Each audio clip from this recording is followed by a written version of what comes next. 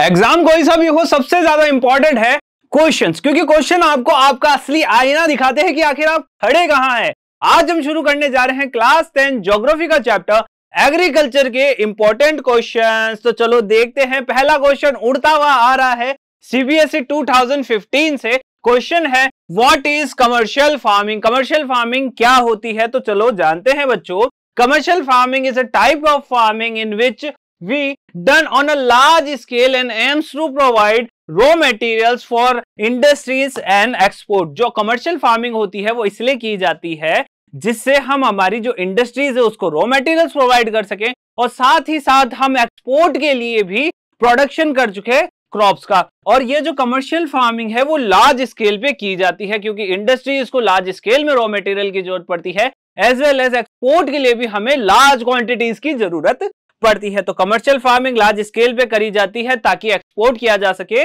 और इंडस्ट्रीज को raw material provide किया जा सके। सेकंड क्वेश्चन उड़ता हुआ आ रहा है सीबीएसई 2016 से। What term does describe the system of agriculture where a single crop is grown on a large area. एक ही सिंगल क्रॉप अगर लार्ज एरिया के अंदर उसका कल्टीवेशन करा जाएगा तो उस सिस्टम को हम क्या कहेंगे, तो सिस्टम ऑफ कल्टीवेशन को हम कहेंगे प्लांटेशन एग्रीकल्चर। प्लांटेशन में जैसे हम टी का प्लांटेशन देखते हैं तो टी प्लांटेशन क्या होता है, एक लार्ज एरिया के अंदर सिर्फ और सिर्फ टी को ही ग्रो किया जाता है। अब हम बढ़ते हैं हमारे सीबीएसई के 2019 के क्वेश्चन के ऊपर जो पूछ रहा है categorise the following as a kharif and rabi crops. Kharif और रबी क्रॉप्स के अंदर हमें ये जितनी भी है ना क्रॉप्स दी हुई है उसे हमें कैटेगराइज करना है। तो सबसे पहले दिमाग में के एकदम ये ना सारी चीजें ना खुला करके सुन लो कि जो खरीफ की जो क्रॉप होती है और रबी की जो क्रॉप होती है उसमें मेन डिफरेंस होता है सीजन का, टाइमिंग का। तो खरीफ की जो हमें क्रॉप देखने को मिलती है उसको गर्मियों में एकदम लाइटली एकदम ऊपर ऊपर से बता रहे हैं कि जो खरीफ की जो हमें क्रॉप्स देखने को मिलती है वो जून से अक्टूबर के अंदर देखने को मिलती है। जून से अक्टूबर में ही क्यों देखने को मिलती है, क्योंकि बाजरा हो गया, तूर हो गया, मेज हो गया, ये सारी वो क्रॉप्स है जो आपको सर्दियों में काम आने वाली होती है। अगर आप बाजरा खाते हो सर्दियों के अंदर तो वो आपको एकदम है ना हीट प्रोवाइड करता है, उसके अंदर बहुत एनर्जी मिलती है, हीट मिलती है, इसीलिए ही इसे हम सर्दियों में कंज्यूम करते हैं। और इसको उगाते कब हैं, इसको ग्रो कब करते हैं, तो वो खरीफ सीजन यानी कि जून से अक्टूबर में करते हैं। और रबी की बात कर लेते हैं तो रबी हमारे नवंबर से अप्रैल तक में देखने को मिलता है। इसके अंदर वीट, बार्ली और पीज आती है। तो देख लो कवर कर लिए हैं हमने सारी की सारी क्रॉप्स को। अब हम आगे बात करते हैं और अब हमें सीबीएसई 19 का ही क्वेश्चन देखने को मिल रहा है जो रबी क्रॉप और जायद क्रॉप्स के बीच में हमें एक कैटेगराइजेशन के बारे में बात कर रहा है। ये कुछ हमें देखने को मिलती है क्रॉप्स और इन क्रॉप्स को हम कैटेगराइज करते हैं। तो अभी हमने रबी क्रॉप्स के बारे में तो पढ़ा ही था। तो रबी में कौन आता है, वीट आता है, मस्टर्ड आता है, पीज आता है और जायद के अंदर हमें देखने को मिलता है वाटरमेलन, फोडा और क्यूकम्बर। तो ये तीनों जो है क्रॉप्स वो हमें जायद में देखने को मिलती है। रबी वाला डिस्कशन हम कर चुके हैं। नेक्स्ट क्वेश्चन आ रहा है सीबीएसई 2015 के एग्जाम से उड़ते हुए। ये क्वेश्चन पूछ रहा है what is the position of India in sugar cane production in the world. Sugar cane production के अंदर इंडिया का कौन सा स्टेट, मतलब लाइक उस इंडिया कहां खड़ा है शुगर केन प्रोडक्शन के अंदर। तो इंडिया की पोजीशन है सेकंड। तो सर सेकंड पोजीशन अगर इंडिया की है तो फर्स्ट पोजीशन किसकी है शुगर केन प्रोडक्शन में, तो वो है ब्राजील की। ब्राजील जो है वो नंबर 1 पोजीशन के ऊपर आता है शुगर केन प्रोडक्शन के अंदर और इंडिया आता है सेकंड पोजीशन के अंदर। अब हम बात करते हैं सीबीएसई 2015 का ही question, which state is the leading producer of rubber in India. India के अंदर रबर का प्रोडक्शन हमें केरला में देखने को मिलता है। अब केरला में ही क्यों देखने को मिलता है, क्योंकि केरला की ज्योग्राफिकल कंडीशन, क्लाइमेटिक कंडीशन उस अकॉर्डिंग ही है जिस अकॉर्डिंग एक रबर क्रॉप को चाहिए होता है, उसका क्लाइमेट और ज्योग्राफिकल उसका लोकेशन। फिर हम बात करते हैं 2011 का सीबीएसई का एक क्वेश्चन उड़ता हुआ आ रहा है, explain any 4 characteristics of the commercial farming in India.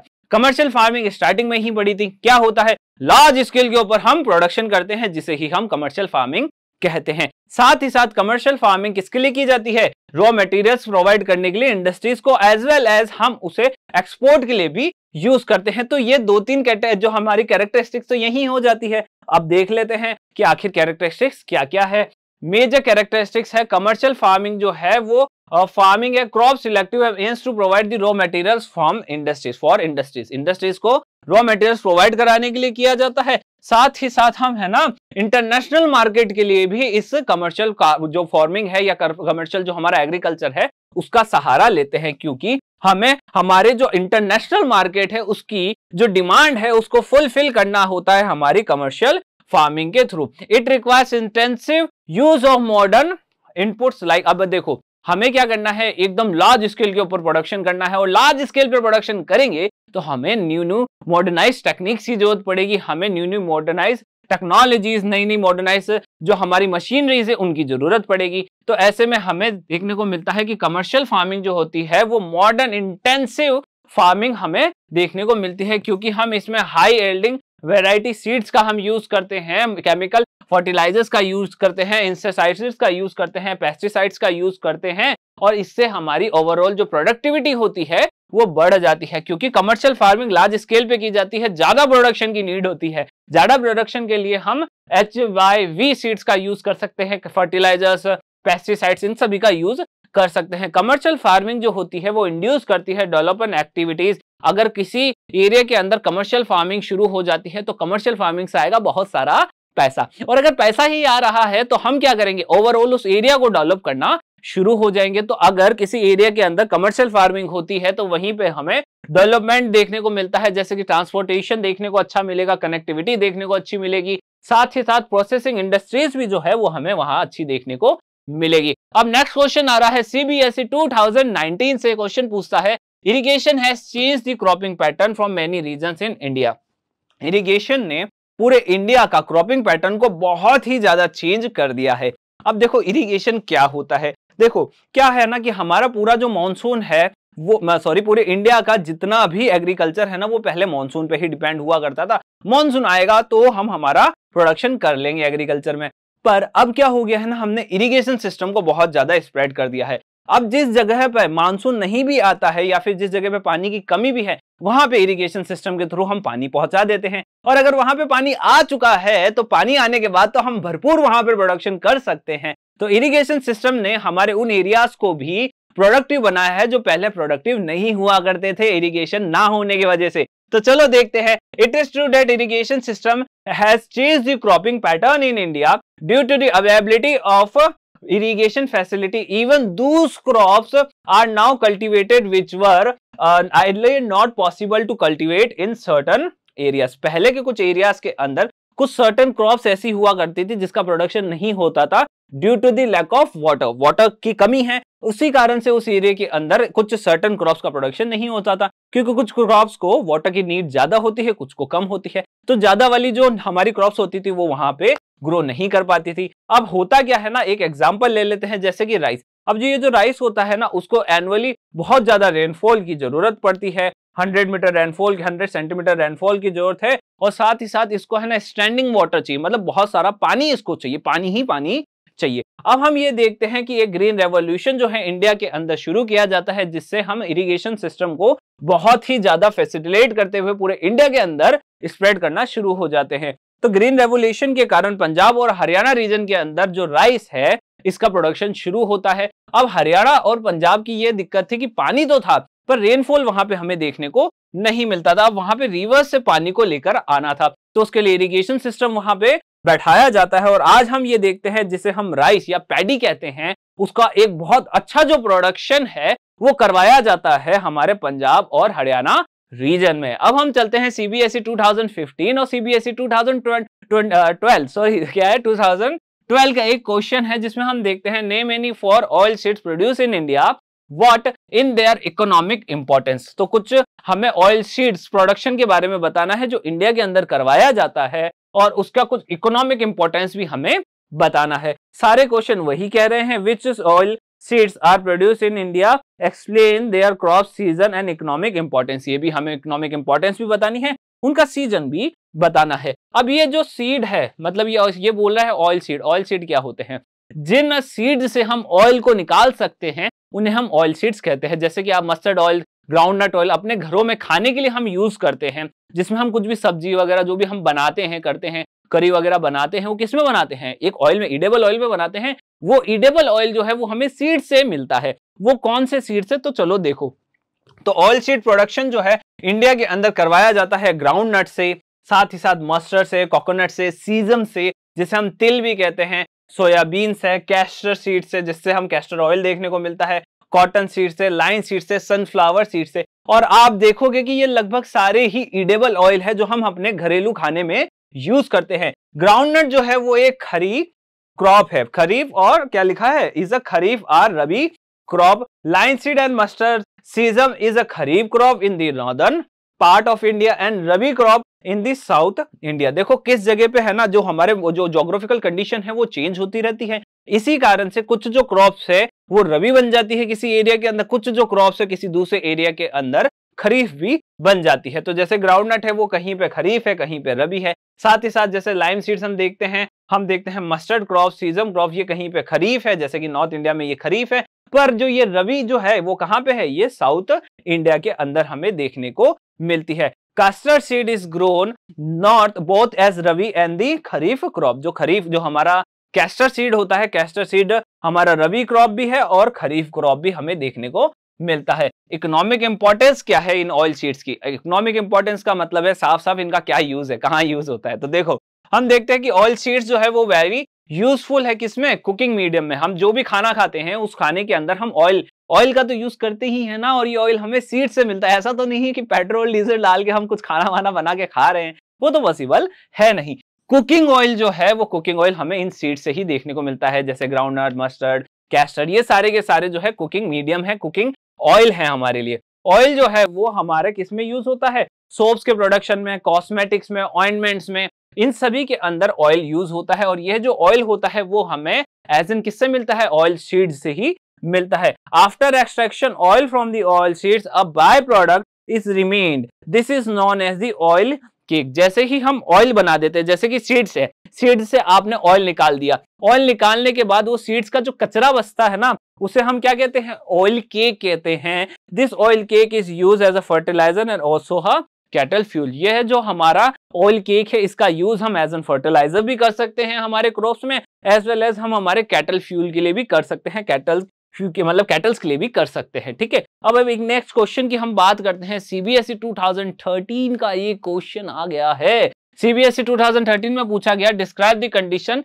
Required the cultivation of sugar cane. तो शुगर केन प्रोडक्शन अभी हमने थोड़ी देर पहले देखा था कि इंडिया इसमें सेकंड आता है। तो अब इसके बारे में बताया जा रहा है कि आपको डिस्क्राइब करना है, डिस्क्रिप्टिव मैनर के अंदर आपको बताना है कि आखिर किस तरीके से हम शुगर केन का प्रोडक्शन करते हैं। और इंडिया के अंदर, या फिर हम ये कहें कि जो शुगर केन है ओवरऑल, उसको किस तरीके की कंडीशंस की रिक्वायरमेंट होती है, मतलब किस तरीके का एनवायरमेंट चाहिए, किस तरीके के उसका रेनफॉल चाहिए, ये सारी चीजें हमें शुगर केन के बारे में बतानी है। अब हरी की एक स्टोरी यहाँ गिवन है जो बता रहा है कि हरी जो है उत्तर प्रदेश में रहने वाला एक व्यक्ति है जिसके पास कोई खेत वगैरह है, उसे क्या करना है, उसे कल्टीवेट करना है या तो जूट या शुगर केन। अब ऐसे में he shall cultivate which crop out of this keeping in mind in the condition required for the their growth. तो हमें यहाँ पूछ लिया गया कि जूट भी है, शुगर केन भी है। अब वो इन दोनों में से किसी एक का प्रोडक्शन करना चाहता है, उत्तर प्रदेश में रहने वाला है। तो आप बताइए कौन सा सुटेबल रहेगा according to their environmental condition. तो चलो देखते हैं कि Hari will cultivate sugar cane as his farmland in the Uttar Pradesh. कि हरी को शुगर केन का प्रोडक्शन करना चाहिए क्योंकि शुगर केन को बहुत सारा पानी चाहिए होता है और पानी उत्तर प्रदेश में बहुत है। तो ऐसे में बहुत ज्यादा सुटेबल क्रॉप रहेगा शुगर केन एज एन, क्योंकि वो हमारे उत्तर प्रदेश में देखने को मिल रहा है और जो शुगर केन है वो एक प्लांटेशन क्रॉप है। अब बात कर लेते हैं शुगर केन की कुछ रिक्वायर्ड कंडीशंस की। तो जो शुगर केन होता है ना बच्चों, शुगर केन को ट्रॉपिकल और सब ट्रॉपिकल क्रॉप माना जाता है। ट्रॉपिकल और सब ट्रॉपिकल, तो देखो ट्रॉपिकल, सब ट्रॉपिकल, कुछ याद आया क्या? ज्योग्राफी में ऐसी कुछ चीजें देखी होगी ना। तो बस हाँ, हमारा इंडिया कहाँ आया करता है, हमारा इंडिया यहाँ हमें देखने को मिलता है और हमारा इंडिया सब ट्रॉपिकल रीजन में आने के कारण ही हम यहाँ पे शुगर केन का प्रोडक्शन कर पाते हैं। और इसको जो टेम्परेचर चाहिए होता है वो लगभग 21 से 27 डिग्री सेल्सियस तक का टेम्परेचर चाहिए होता है और एनुअल रेनफॉल इसे 75 से 100 सेंटीमीटर का इसे रेनफॉल चाहिए होता है। और ये दोनों कंडीशन हमारे उत्तर प्रदेश में हमें देखने को मिलती है, तो वो आसानी से शुगर केन का प्रोडक्शन वहां पे कर सकता है। It grows well in fertile well drained soil and hot and humid types of climate. अब जो शुगर केन होता है ना, उसे कैसी सॉइल चाहिए, उसे फर्टाइल सॉइल चाहिए, ठीक है, फर्टिलिटी अच्छी होनी चाहिए, हॉट और ह्यूमिड एनवायरमेंट उसे चाहिए होता है, और ये दोनों ही हमें हमारे उत्तर प्रदेश में देखने को मिलता है। It is an annual crop and needs a manual labour from sowing to harvesting. हमारा ये जो शुगर केन है उसको बहुत सारा लेबर चाहिए, मतलब बहुत सारे लोग चाहिए उसको काम करवाने के लिए, क्योंकि उसका बोने से लेके मतलब उसकी सोइंग से लेके उसकी जो हार्वेस्टिंग तक जितना भी प्रोसेस है उसके अंदर बहुत सारा लेबर की रिक्वायरमेंट होती है। और उत्तर प्रदेश के अंदर जनसंख्या बहुत ज्यादा है, लोग बहुत ज्यादा है, तो ऐसे में चीप लेबर वहां पे अवेलेबल हो जाता है, और इसीलिए ही शुगर केन जो है हरी को ग्रो करना चाहिए अपने उत्तर प्रदेश वाले एरिया में। और कुछ कैरेक्टरिस्टिक्स देख लिए, 21 से 27, 75 से 100 सेंटीमीटर रेनफॉल हो गया है। अब बात करते हैं सीबीएसई 2019 के एक क्वेश्चन की, जो पूछ रहा है एनालाइज दी खरीफ क्या है, kharif and rabi crops through the different parameters. हमें रबी और खरीफ क्रॉप के बीच के अंदर डिफरेंस बताने हैं कुछ पैरामीटर्स को ध्यान में रखते हुए। Highlight any 3 differences between kharif cropping and season and the rabi cropping season. मोटा मोटा ये देख रहे हैं कि ये पूछ रहा है कि खरीफ में और रबी सीजन के अंदर डिफरेंस क्या होता है। तो देखो, खरीफ जो है वो गर्मियों में उसको गर्मियों में ग्रो किया जाता है, और रबी जो है उसे सर्दियों में ग्रो किया जाता है। देखो, सबसे पहला ये डिफरेंस याद रख लेना, मंथ जो है वो भी याद हो जाएंगे, पर पहला मोटा मोटा तो यही याद रखो। तो जो बेसिस हम पकड़ रहे हैं उसमें से हम शुरुआत करते हैं सोइंग पीरियड की, जब हम उसे बोते हैं, ठीक है। तो रबी क्रॉपिंग सीजन जो है वो स्टार्ट होता है, रबी है इधर, तो रबी क्रॉपिंग सीजन स्टार्ट होता है विंटर मंथ्स में, और ये विंटर मंथ्स में अक्टूबर से दिसंबर के अंदर इसे ग्रो किया जाता है, उसमें सो किया जाता है। ओके, अब ऐसे में हम बात कर लेते हैं खरीफ की। तो मैंने बोला ही था कि खरीफ जो है वो तो ऑन सेट मतलब कहाँ, समर्स में उसे शुरू किया जाता है, लगभग मानसून टाइम पीरियड चलना शुरू हो जाता है। तो मतलब जैसे समर खत्म हो रहा है, मानसून शुरू हो रहा है, उस टाइम पीरियड के बीच बीच में हमें खरीफ रोग देखने को मिलता है। मई टू जुलाई इसका सीजन होता है इसको सो करने का। फिर हम बात करते हैं हार्वेस्टिंग पीरियड की, हार्वेस्ट कब लेते हैं। तो हमारा जो रबी क्रॉप है उसकी हार्वेस्ट आती है लगभग अप्रैल के पास, मतलब जो स्प्रिंग है, जो समर है, उससे जस्ट पहले हम इसका हार्वेस्ट ले लेते हैं, काट लेते हैं। और जो खरीफ क्रॉप है इसका हम देखते हैं कि खरीफ क्रॉप गर्मियों में चलती है तो सर्दियों तक चलती होगी। सर्दियों का मतलब क्या है, सितंबर से अक्टूबर के बीच तक हम इसका हार्वेस्ट ले लेते हैं। फिर हम आगे बात करते हैं वाटर रिक्वायरमेंट्स की।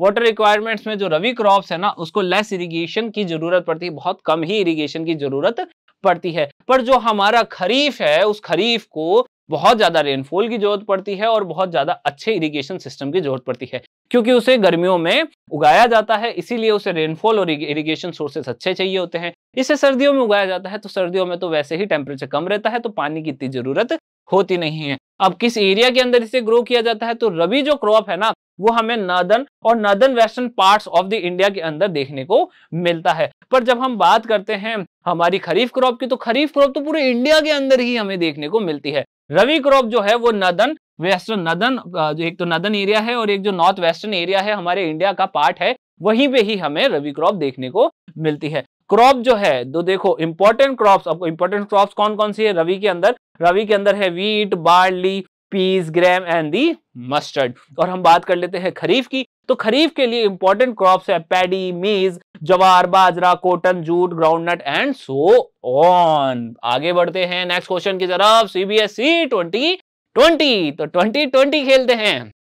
Why is agriculture called the backbone of Indian economy. अब देखो, यह क्वेश्चन जो है वो दिल को टच करने वाला है, क्योंकि यह पूछा जा रहा है कि आखिर क्यों जो हमारा एग्रीकल्चर है वो हमारे इंडिया की बैकबोन कहलाता है। आप बताइए इस चीज को। तो देखो बच्चों, इंडिया जो है वो एक एग्रीकल्चर स्टेट है।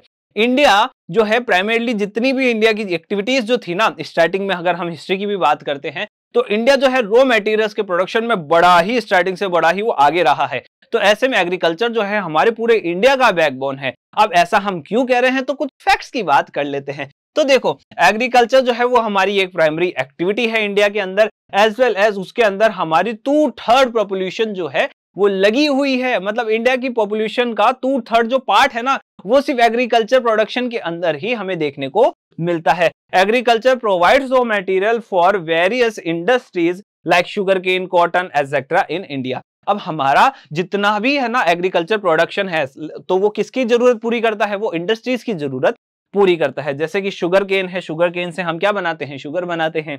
कॉटन है, कॉटन से हम क्या बनाते हैं, टेक्सटाइल के अंदर यूज हो जाता है कॉटन। तो ऐसे में हम ये कह सकते हैं कि जो हमारा एग्रीकल्चर है वो हमारी इंडस्ट्रीज के लिए भी बहुत बड़ी जरूरत है। तो ऐसे में पॉपुलेशन तो आधे से ज्यादा काम कर ही रही है, हमारी इंडस्ट्रीज को भी इसकी जरूरत है ही है, एज वेल एज हमें इससे कई सारे एग्रीकल्चर प्रोडक्ट्स जैसे कि टी, कॉफी, स्पाइसेस, मेजर जो है एक्सपोर्ट्स के लिए हमें देखने को मिलते हैं एग्रीकल्चर से। एग्रीकल्चर नहीं होगा तो क्या आपको टी, कॉफी, साथ ही साथ स्पाइसेस ये क्या ग्रो होते दिखेंगे जब एग्रीकल्चर ही नहीं होगा। तो ऐसे में एग्रीकल्चर बहुत इंपॉर्टेंट है ताकि हम टी, कॉफी, स्पाइसेस वगैरह ग्रो कर सके। कई सारी जो इंडस्ट्रीज होती है वो है ना एग्रीकल्चर के ऊपर ही डिपेंड करती है। Many industry that produces agriculture inputs like the fertilisers, farm machinery and farm etcetera survive because of agriculture. कई सारी ऐसी इंडस्ट्रीज है जो सिर्फ और सिर्फ इसलिए ही सर्वाइव कर रही है क्योंकि उन्हें क्या बनाने की जरूरत है, उन्हें फर्टिलाइजर्स, मशीनरी बनाने की जरूरत है। और यह जो मशीन और ये जो फर्टिलाइजर्स है वो किसके लिए बनाते हैं, एग्रीकल्चर के लिए बनाते हैं, क्योंकि फर्टिलाइजर्स घर में कोई खाने के ऊपर डाल के तो खाता नहीं है। हमारे जो क्रॉप्स होती है क्रॉप्स के ऊपर फर्टिलाइजर्स डलते हैं, साथ ही साथ कई सारी मशीनरीज का यूज किया जाता है हमारे एग्रीकल्चर में। तो ऐसे में हमारे फर्टिलाइजर्स और मशीनरी जो इंडस्ट्रीज है वो भी बहुत ज्यादा डिपेंडेंट है एग्रीकल्चर के ऊपर। और साथ ही साथ एग्रीकल्चर जो है प्रोवाइड करता है हमें फूड जो कंजप्शन के लिए हमारे पीपल्स के लिए बहुत ज्यादा जरूरी है, क्योंकि इंडिया के पास बहुत बड़ी पॉपुलेशन है। इस बहुत बड़ी पॉपुलेशन को खिलाने के लिए खाना तो चाहिए ना, और खाना एग्रीकल्चर के बिना हमें मिल नहीं सकता है। तो डायरेक्टली बात करो, इनडायरेक्टली बात करो, एग्रीकल्चर जो है पूरे इंडिया के लिए एक बैकबोन का काम करता है। अब एक क्वेश्चन उठता हुआ आ रहा है सीबीएसई 2013 से, ये क्वेश्चन है describe any 4 features of agriculture India. कुछ 4 फीचर्स हमें बताने हैं जो हमारे पूरे के पूरे इंडिया के एग्रीकल्चर के मेन फीचर है, 4 या 5, ठीक है, कोई भी क्वेश्चन आप पकड़ लीजिए, एक ही बात है। तो देखो हमारा जो इंडिया है उसके अंदर जो एग्रीकल्चर है वो एक प्राइमरी एक्टिविटी है। एग्रीकल्चर से ही हमें फूड देखने को मिलता है, एज वेल एज हमें कई सारे रॉ मटेरियल्स देखने को मिलते हैं। वह जो रॉ मटेरियल्स है वो हमारी इंडस्ट्रीज के लिए होते हैं। 2 चीजें, 3 चीजें पकड़ लो, एक तो फूड के लिए एग्रीकल्चर की जरूरत है, इंडस्ट्रीज के लिए एग्रीकल्चर की जरूरत है, साथ ही साथ एक्सपोर्ट के लिए एग्रीकल्चर की जरूरत है। बस यही कहानी है। ऐसा कोई भी क्वेश्चन घुमा फिरा के आए लिख के आ जाना एकदम कॉन्फिडेंस के साथ, डरना नहीं है।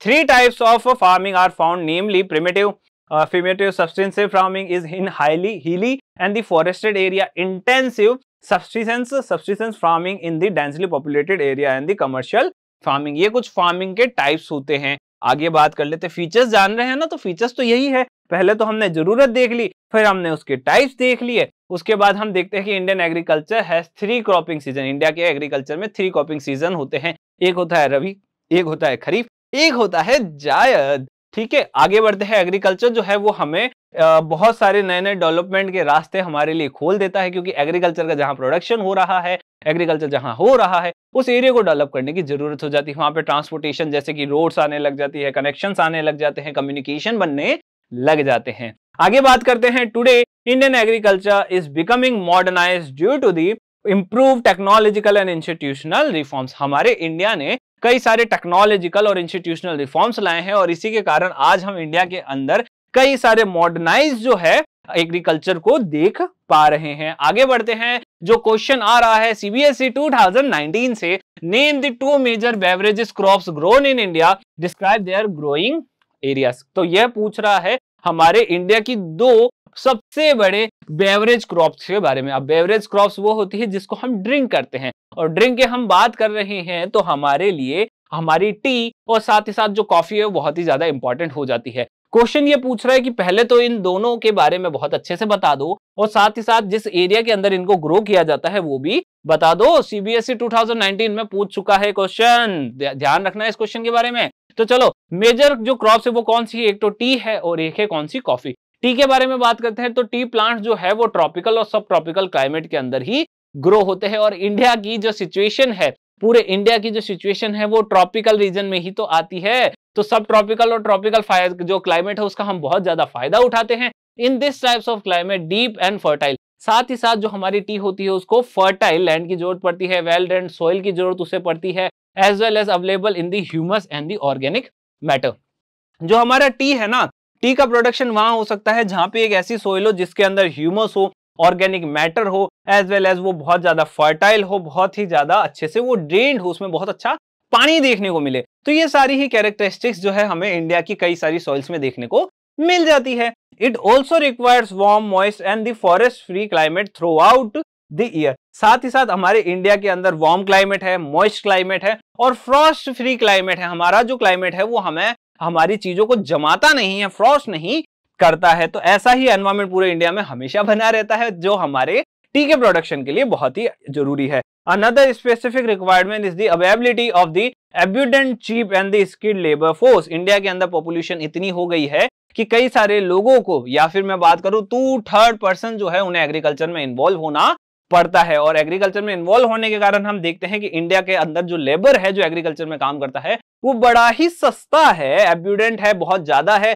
चीप रेट्स में काम कर लेता है। तो ऐसे में ये हमारे एग्रीकल्चर के लिए बहुत ही अच्छा है। आगे बढ़ते हैं। All this condition are available in the north eastern states of India. North eastern states, Assam, Assam की चाय, याद आया दार्जिलिंग, ये सब चीजें सुनी होगी ना कि हमारे टी का प्लांटेशन जो है वो कहाँ कराया जाता है, असम, दार्जिलिंग में कराया जाता है, जहां पे पानी भी है, सब tropical condition, climate condition, rainfall, जितनी भी सॉइल के अंदर फर्टिलिटी वगैरह सब चाहिए वो सारी की सारी अवेलेबल हो जाती है असम, दार्जिलिंग में। और इसी के लिए हम देखते हैं कि असम के अंदर टी प्लांटेशन कराया जाता है, लार्ज फील्ड के ऊपर टी को ग्रो किया जाता है। साथ ही साथ ये क्या लिखा है, जलपाईगुड़ी डिस्ट्रिक्ट जो कि वेस्ट बंगाल में हमें देखने को मिलता है, मेघालय, त्रिपुरा, इन सभी जगहों के ऊपर हमें टी का प्लांटेशन देखने को मिलता है। अब हम बात कर लेते हैं कॉफी की।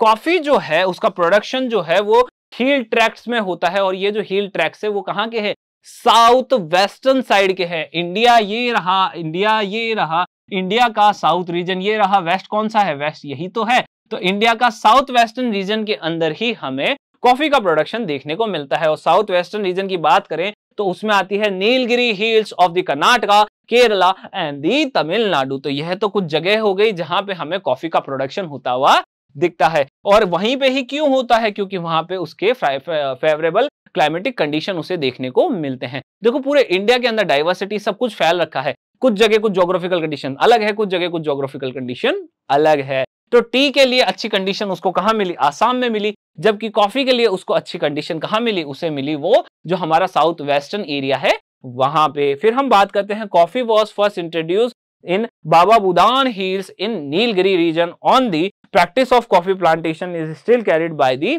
फार्मर्स। तो सबसे पहले जो इंडिया के अंदर कॉफी को इंट्रोड्यूस किया गया था तो वो किया गया था बाबा बुदान हिल्स, जो कि कहाँ है, नीलगिरी रीजन के अंदर देखने को मिलती है। तो वहीं से ही हमने कॉफी प्रोडक्शन के अंदर हमारी शुरुआत करी थी। तो एरिया पूछा था, एरिया बता दिया, उनके क्लाइमेटिक कंडीशंस के बारे में पूछा था, वो भी हमने बता दिया। अब एक क्वेश्चन उड़ता हुआ आ रहा है सीबीएसई 2019 से, name the two major fibre crops grown in India. दो मेजर फाइबर क्रॉप हमें इंडिया के अंदर बतानी है, उनका जो ग्रोथ के लिए जो कंडीशन चाहिए, मतलब जैसा क्लाइमेट चाहिए, जैसे ज्योग्राफिकल कंडीशन चाहिए, उसके बारे में हमें बताना है।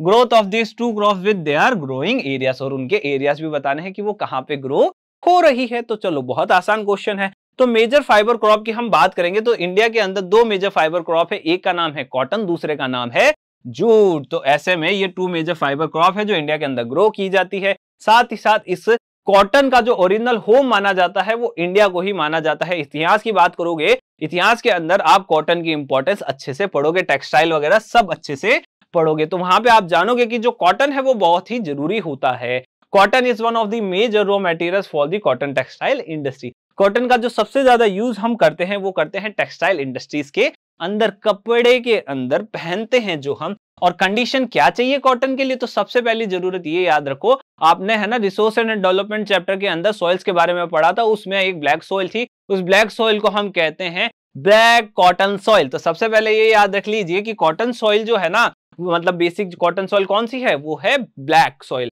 तो ब्लैक सॉइल जो है वो बहुत ही इंपॉर्टेंट है। और ब्लैक सॉइल हमें कहां देखने को मिलती है, तो ये हमें देखने को मिलती है डेक्कन प्लेटू रीजन के अंदर। तो सबसे ज्यादा इसका प्रोडक्शन कहां होगा, तो सबसे ज्यादा कॉटन का प्रोडक्शन भी डेक्कन प्लेटू रीजन में होगा। It requires high temperature. अब जो कॉटन होता है, कॉटन भैया को हाई तो रेनफॉल चाहिए, लाइट रेनफॉल चाहिए, इरिगेशन सिस्टम चाहिए, सॉरी हाई टेम्परेचर चाहिए, लाइट रेनफॉल चाहिए, ठीक है, टेम्परेचर बहुत ज्यादा चाहिए, साथ ही साथ जो रेनफॉल है वो थोड़ा बहुत चाहिए, इरिगेशन भी कम ही चाहिए, और 210 Frost free days and the bright sunshine of its growth. तो ऐसे में हमारे कॉटन का प्रोडक्शन वहीं हो सकता है जहां पे टेम्परेचर बहुत ज्यादा हो, बारिश कम हो, और 210 दिन जो है फ्रॉस्ट फ्री डेज रहे। और इंडिया के अंदर ये सारी चीजें हमें देखने को मिल जाती है। इसीलिए ही क्रॉप का, इस कॉटन क्रॉप का जो प्रोडक्शन है वो इंडिया में करा जाता है। खरीफ जो क्रॉप है, और ये कौन सी क्रॉप है, ये खरीफ क्रॉप है, इसे लगभग 6 से 8 महीने की जरूरत होती है मैच्योर होने में। आगे बढ़ते हैं, कॉटन, मेजर कॉटन जो प्रोड्यूसिंग स्टेट्स है उनमें आता है नाम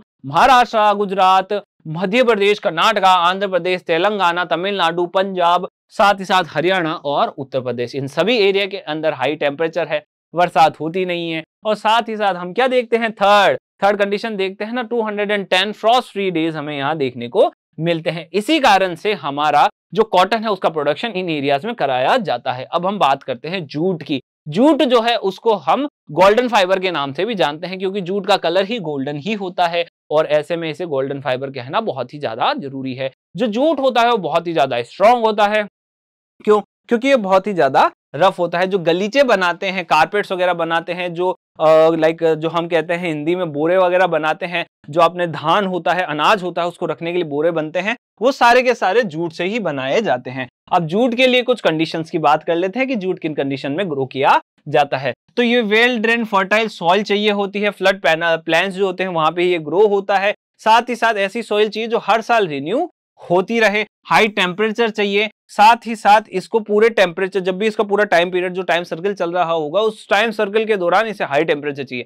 कॉटन को भी हाई टेम्परेचर ही चाहिए था। मेजर जो जूट प्रोड्यूसिंग स्टेट्स उसमें नाम आता है वेस्ट बंगाल, बिहार, असम, ओडिशा एंड दी मेघालय। यहाँ पे हम जूट का प्रोडक्शन करते हैं बहुत ही ज्यादा। तो इनकी कैरेक्टरिस्टिक क्या थी, हाई टेम्परेचर चाहिए, साथ ही साथ इसे बहुत ज्यादा टाइम भी चाहिए, फर्टाइल सॉइल भी चाहिए। तो ये सारी यहाँ पे भी कैरेक्टरिस्टिक्स देखने को मिलेगी, जैसे कि मेघालय, वेस्ट बंगाल, आसाम, यहाँ पे अच्छी से ये इन सभी चीजों की हमें वाइबिलिटी देखने को मिलती है, और इसलिए प्रोडक्शन भी वहीं पे ज्यादा होता है। एक क्वेश्चन आ रहा है सीबीएसई 2012 से। सीबीएसई 2012 का क्वेश्चन है कि आप बताइए which crop is known as the golden fibre. कौन सी ऐसी क्रॉप है जिसे गोल्डन फाइबर, अभी जाना जूट, ठीक है। Explain two geographical condition essential for the cultivation of the crop. साथ ही अब हमें डिस्कस करनी है कुछ ज्योग्राफिकल कंडीशन जिससे हम यह जानेंगे कि इस क्रॉप का जो प्रोडक्शन है वो क्यों उन एरियाज में करवाया जा रहा है। मेंशन इट्स एनी 4 यूजेस, और साथ ही साथ हमें उसके 4 यूजेस को भी बताना है। ये क्वेश्चन है what is known as the golden fibre, where is gold, एकदम सेम टू सेम, कोई दिक्कत वाली बात है नहीं। आगे बढ़ते हैं, आंसर जानते हैं कि जो जूट है उसे हम गोल्डन फाइबर के नाम से जानते हैं क्योंकि इसका कलर ही वैसा होता है, और है ना ये हाई कैश वैल्यू रहती है इंडिया के अंदर, इससे बहुत ज्यादा पैसा वैसा मिलता है। ज्योग्राफिकल कंडीशन कैसी चाहिए, तो ज्योग्राफिकल कंडीशन ऐसी ही तो चाहिए जहां पे जो सॉइल है वो बहुत ज्यादा फर्टाइल हो, फ्लड प्लेन के पास ही नजर आए, और साथ ही साथ हर साल जो है वो रिन्यू होते रहे वही सॉइल। दूसरा हमने कंडीशन देखी थी कि हाई टेम्परेचर की जरूरत होती है, इसे हॉट और ह्यूमिड एनवायरमेंट या क्लाइमेट की जरूरत होती है।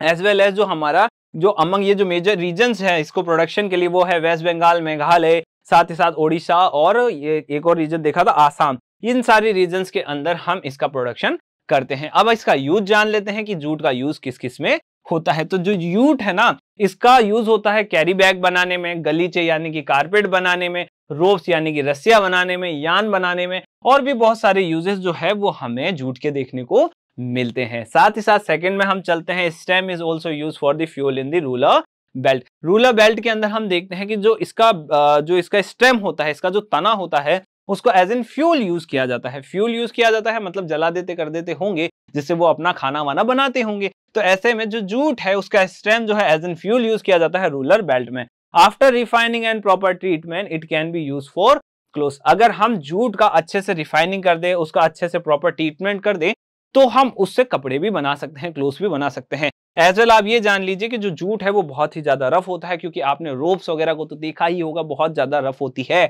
तो ऐसे में इसका बहुत अच्छा रिफाइनिंग करना पड़ेगा, बहुत अच्छा ट्रीटमेंट करना पड़ेगा, तभी ये क्लोथ वेयर के अंदर आने वाला है। It is crop for commercial which is earn purposes for livelihood for farmer. ये एक अच्छी क्रॉप है जो हमने जाना था कि इसे हम कैश क्रॉप भी कहते हैं, और कैश क्रॉप होने के कारण ही हम कह सकते हैं कि ये जो लिवलीहुड है, मतलब कई सारे फार्मर्स के लिवलीहुड को ये सपोर्ट करती है। It is used to replace the polythene bags in India to promote pollution free environment. India के अंदर पॉल्यूशन फ्री एनवायरमेंट की बहुत बड़ी एक पहल चल रही है, जिसके अंदर हम यह कह रहे हैं कि जो अभी तक हम बैग यूज कर रहे हैं प्लास्टिक के, उसको हटा दिया जाए, उसकी जगह जूट बैग्स का यूज किया जाए, और जूट बैग्स जो है वो एनवायरमेंट फ्रेंडली तो होंगे ही होंगे। तो बच्चों आज के इस वीडियो में इतना ही। अगर अच्छा लगता है तो लाइक करें, और अगर बहुत ही ज्यादा अच्छा लगता है तो कमेंट सेक्शन घूमने के लिए तो नहीं है ना, तो उसमें आप अच्छा सा कमेंट भी कर सकते हैं। और अगर स्कोर शाला के यूट्यूब चैनल से आप जुड़ना चाहते हैं तो स्कोर शाला के यूट्यूब चैनल को आप सब्सक्राइब भी कर सकते हैं। Thank you.